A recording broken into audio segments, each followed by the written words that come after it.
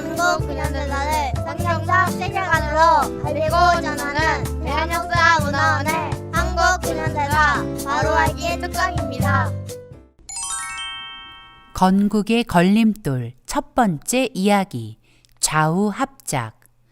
이번 시간부터는 해방 후 대한민국 건국까지의 3년 동안 대한민국 건국의 걸림돌이었던 좌우합작, 공산주의 그리고 공산주의 폭동을 차례로 살펴보고자 합니다. 오늘은 그 첫 번째 이야기로 대한민국의 건국을 방해한 좌우합작이 무엇인지 공부해 보겠습니다. 1945년 8월 15일, 드디어 일본이 패망하고 우리는 해방의 기쁨을 누리게 되었습니다. 그러나 그 기쁨도 잠시. 1948년 8월 15일, 자유민주주의 대한민국으로 완전한 독립을 완성하기까지는 3년이라는 시간이 필요했습니다. 해방을 맞이한 한반도는 혼란 그 자체였습니다. 이미 조선 왕조는 막을 내렸고 나라를 일본에 넘겨준 이씨 왕조가 다시 한반도를 통치한다는 것은 이제 가능한 일이 아니었죠. 그런 상황에서 한반도에 어떤 정체성을 가진 나라가 들어설 것인가는 한반도의 운명을 결정짓는 아주 중요한 사안이었지만 모든 사람이 그 중요성을 인식하고 있었던 것은 아니었습니다. 오히려 해방이 되었으니 이제 예전처럼 살면 된다라고 생각하는 사람이 대부분이었습니다. 그러는 사이 한반도에는 건국의 방향성을 놓고 다투는 좌와 우의 대립이 시작되고 있었습니다. 그리고 건국 과정에서 좌우합작이라는 변수가 등장하여 건국의 발목을 잡게 된 것입니다. 그런데 좌우합작이 무엇일까요? 우리는 좌파, 우파라는 말을 자주 듣습니다. 그러나 정확한 의미가 무엇인지 설명하기는 쉽지 않습니다. 우선 좌파와 우파의 의미부터 알아볼까요? 좌파와 우파의 기원은 프랑스 혁명으로 거슬러 올라갑니다. 당시 프랑스의 국회였던 국민공회에서 의장석을 기준으로 급진파, 즉 혁명파는 왼쪽, 온건파, 즉 왕당파는 오른쪽에 앉았습니다. 이것이 급진파는 좌파로, 온건파를 우파로 부르게 된 시작입니다. 그러나 누가 좌파고 누가 우파인지 시대에 따라, 나라에 따라 의미가 조금씩 달라지기도 합니다. 그리고 어느 나라든 좌파와 우파가 존재합니다. 우리가 일본으로부터 해방된 1945년, 한반도의 좌파는 공산주의와 사회주의 지지자들이었고 우파는 자유민주주의 지지자와 민족주의자들이었습니다. 그런데 해방 후 건국 과정에서 좌우합작이라는 신기한 현상이 일어나게 된 것입니다. 전혀 정체성이 맞지 않는 두 집단이 합작하자는 이야기인데 절대 가능한 일이 아니었죠.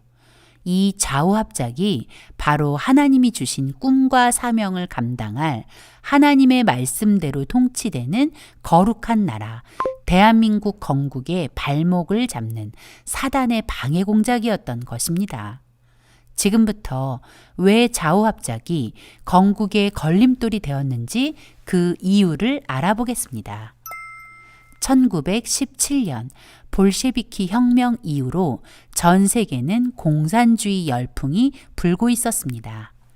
우리가 해방할 당시에도 공산주의 열풍은 계속되고 있었죠. 공산주의 사상은 마치 모든 사람에게 진정한 행복을 가져다 줄 것처럼 보였습니다. 왕정제도와 신분제도의 굴레 속에 고통받던 조선 백성은 일제의 나라를 빼앗긴 36년 동안에도 여전히 그 굴레를 벗어나지 못했습니다. 그런 조선의 백성들에게 들려온 공산주의자들의 말은 너무나 획기적이었습니다. 부자와 가난한 사람이 똑같이 나눠 가지는 평등한 세상을 공산주의가 만들어준다니 얼마나 좋은 말입니까? 가난과 신분제도로 고통받던 사람들에게 공산주의자들의 말은 듣기만 해도 마음에 맺힌 무엇인가가 쑥 빠져나가고 위로와 감동이 넘쳐나는 말이었을 것입니다. 그래서 해방 후 한반도에는 공산주의의 실체를 모른 채 공산주의와 사회주의를 지지하는 사람이 넘쳐났습니다. 1946년 미 군정청의 조사에 따르면 38선 이남에 사는 사람들의 78%가 사회주의와 공산주의를 지지한다는 결과가 나왔다고 하니 그 당시 공산주의 열풍이 얼마나 강력했는지를 알 수 있습니다. 더구나 대한민국이 자유민주주의 체제로 건국된 것은 그야말로 기적이었던 것이죠. 우리가 일본으로부터 해방되기 직전인 1945년 8월 9일 소련은 일본에 선전포고를 하고 한반도에 들어왔습니다. 명목상으로는 일본 군대를 한반도에서 몰아내겠다는 것이었지만 사실은 한반도를 공산화하려는 속셈이었죠. 소련 군대가 북한으로 들어왔을 때 소련의 속마음을 몰랐던 사람들은 일본을 물리쳐줄 군대가 들어온다는 말에 소련 군대를 환영했습니다. 앞으로 소련이 얼마나 끔찍한 일을 저지를지 상상도 못하고 소련군을 환영한 것이죠. 하지만 소련 군대가 북한에 들어올 즈음 이미 일본은 망해가고 있었습니다. 45년 3월 10일 미국이 도쿄에 어마어마한 양의 네이팜탄을 쏟아부어 도쿄를 초토화시켰고 8월 6일과 9일 각각 히로시마와 나가사키에 원자폭탄을 투하해 일본의 무조건 항복을 받아냈습니다. 그러니 소련은 이미 차려진 밥상에 숟가락을 얹은 것뿐이었죠. 이런 상황에서 조선 총독부는 일항의 항복이 공식화되면 한반도에 있던 일본인들의 안전을 장담할 수 없었기 때문에 대비책이 필요했습니다. 조선 총독부는 조선 사람들이 신뢰할 만한 사람을 선택해서 그 사람에게 치안권을 이양하여 일본인이 안전하게 빠져나갈 동안 안전을 보장받겠다는 수를 생각해냈죠. 조선 총독부가 국리 끝에 낙점한 사람은 여운형이었습니다.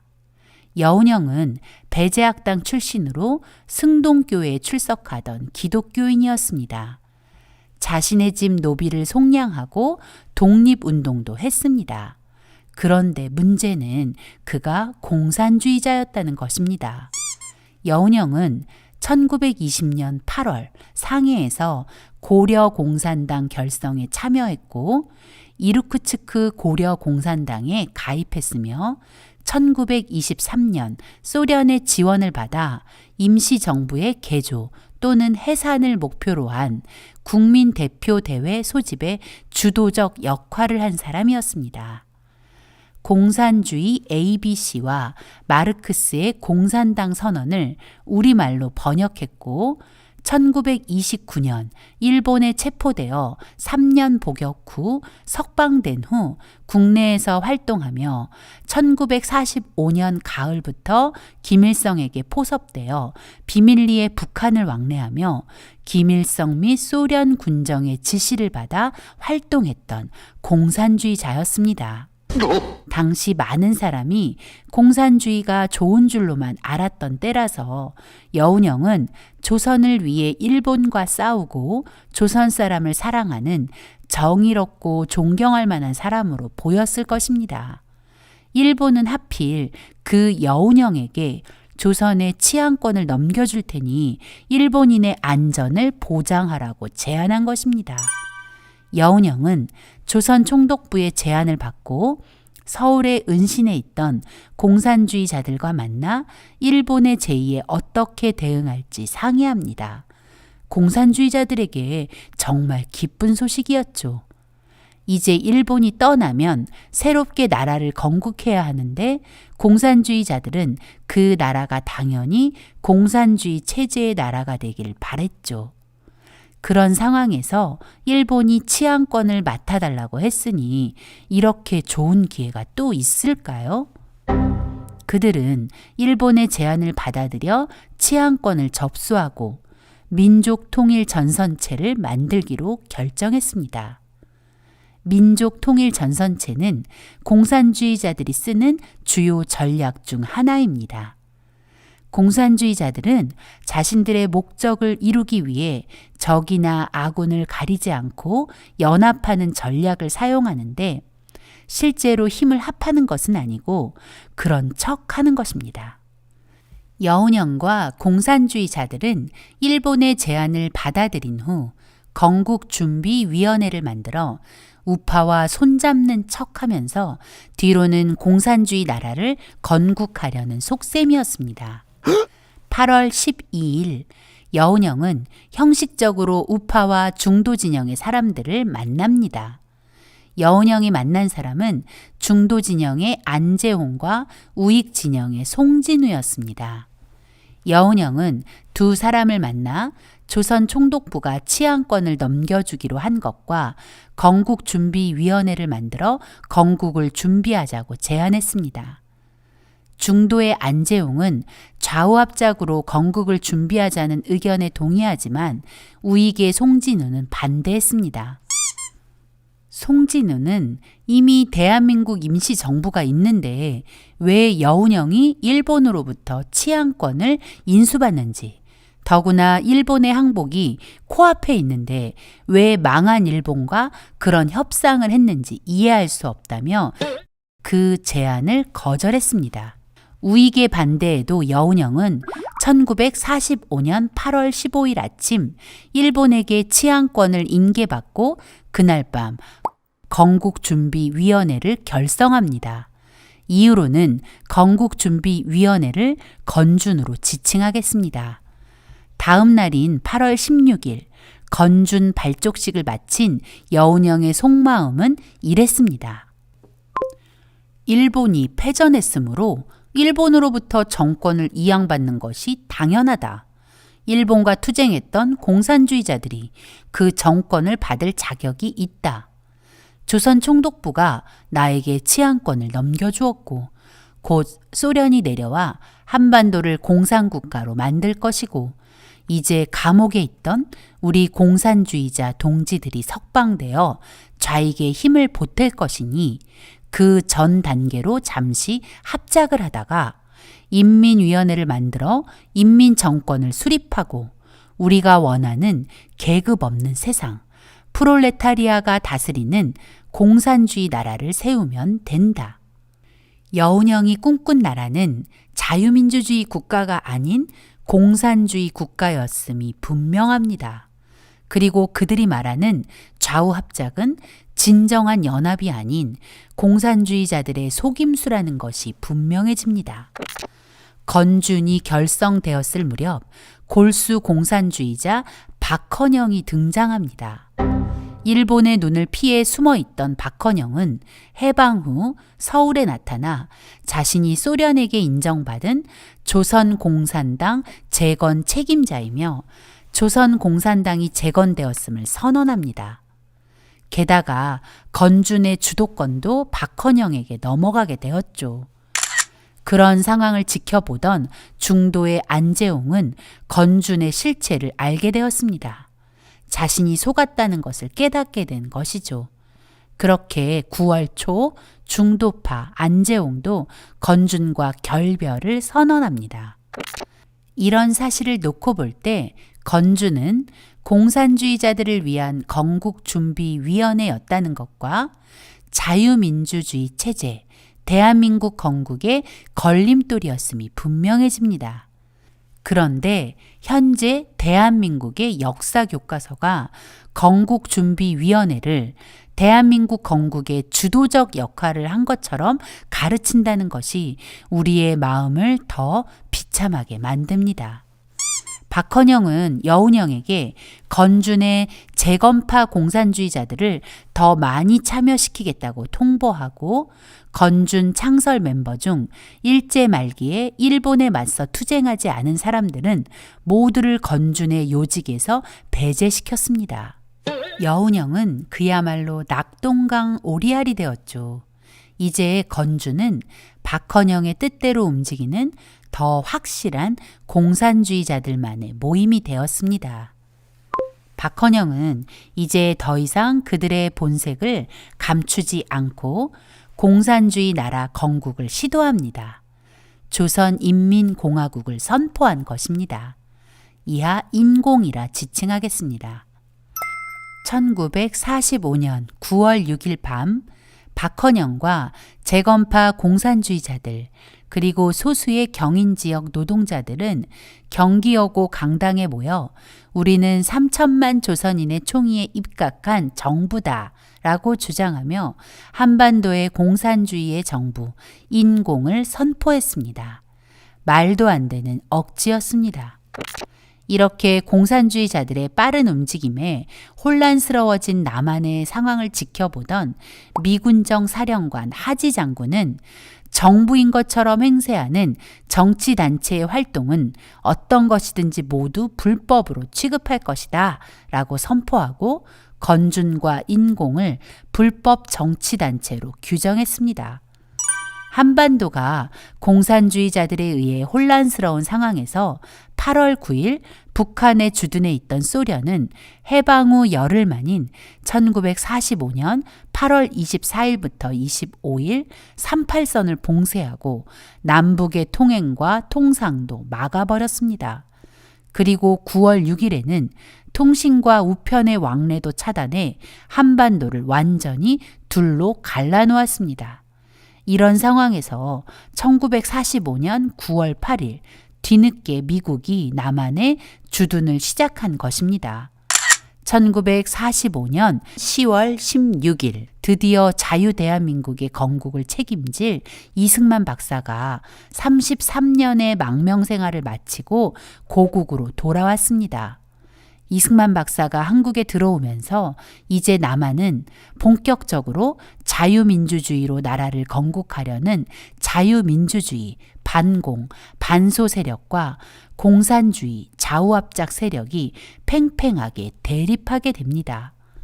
남한이 공산 세력과 반공 세력, 거기에 좌우합작까지 더해져 혼란 속에서 갈팡질팡하고 있을 때 북한은 이미 스탈린의 지령에 따라 공산화가 진행되는 중이었습니다.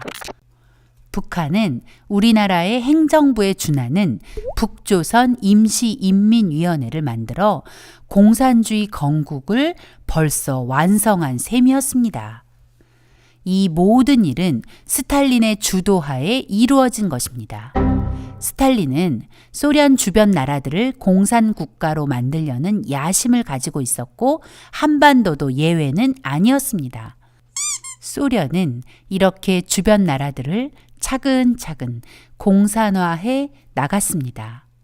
그러나 미국은 공산주의의 악랄한 실체를 모른 채 공산주의와 친구가 될 수 있다는 망상에 빠져 있었습니다.